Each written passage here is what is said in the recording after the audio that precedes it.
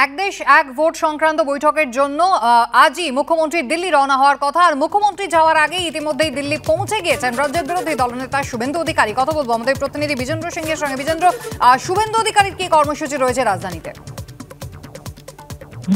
গতকাল রাত্রি দিল্লি পৌঁছেছেন বিরোধী দলনেতা শুভেন্দু অধিকারী এবং আজ সকাল থেকে তার কয়েকটা মিটিং রয়েছে, যার মধ্যে সব থেকে গুরুত্বপূর্ণ আছে তার মিটিং হলো স্বরাষ্ট্রমন্ত্রী অমিত শাহের সঙ্গে তার একটা সৌজন্য সাক্ষাৎ হওয়ার কথা রয়েছে। সেখানে মনে করা হচ্ছে যে পশ্চিমবঙ্গের বর্তমান কি পরিস্থিতি রয়েছে সেসব নিয়ে ব্রিফ করবেন স্বরাষ্ট্রমন্ত্রীকে বিরোধী দলনেতা, এবং তার সঙ্গে সঙ্গে দিশা নির্দেশ কি পশ্চিমবঙ্গে কি রণকৌশল করতে চলেছে বিজেপি সেসব নিয়ে এই দুই নেতার মধ্যে আলোচনা হতে পারে।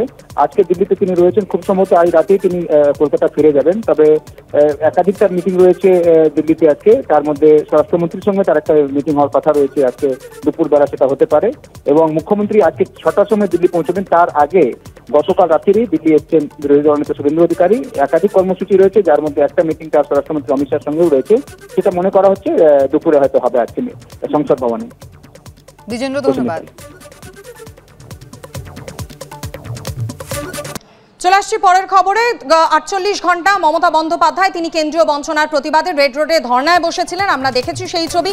তারপর যুব তৃণমূল কংগ্রেসের তরফ থেকে সেই ধর্না কর্মসূচি, প্রতিবাদ কর্মসূচি চালিয়ে যাওয়া হচ্ছে, কিন্তু অভিষেক বন্দ্যোপাধ্যায়কে সেই কর্মসূচিতে আসতে দেখা গেল না। কি কারণে এই গড়হাজিরা, তা নিয়েই কিন্তু রাজ্য রাজনীতিতে শুরু হয়ে গিয়েছে জল্পনা আরও উস্কে দিয়েছেন, ইঙ্গিতপূর্ণ সোশ্যাল মিডিয়ায় পোস্ট করেছেন অভিষেক বন্দ্যোপাধ্যায়ের বোন অদিতি গায়েন।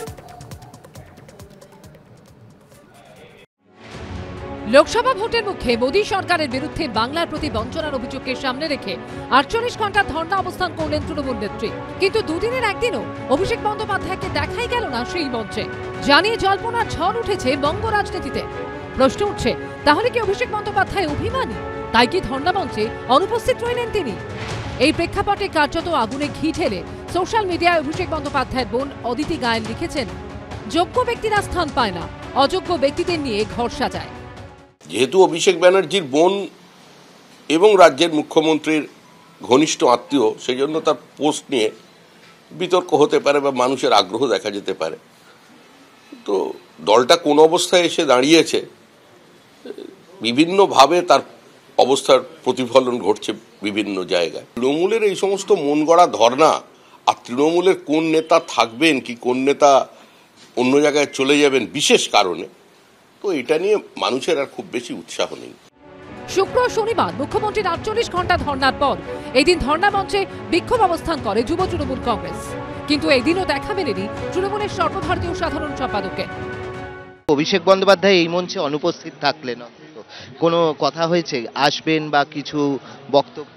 না, উপস্থিত অনুপস্থিতের কথা নয়। আপনারা যেমন দেখেছেন, যখন অভিষেক বন্দ্যোপাধ্যায় কর্মসূচি করেছেন, একটা সেপারেট কর্মসূচি ছিল, সেই মঞ্চে কিন্তু মমতা বন্দ্যোপাধ্যায় উপস্থিত ছিলেন না। ঠিক সেরকম ভাবে আমরা প্রত্যক্ষে এসেই যে সাপোর্ট করতে হবে এরকম কোনো ব্যাপার নেই।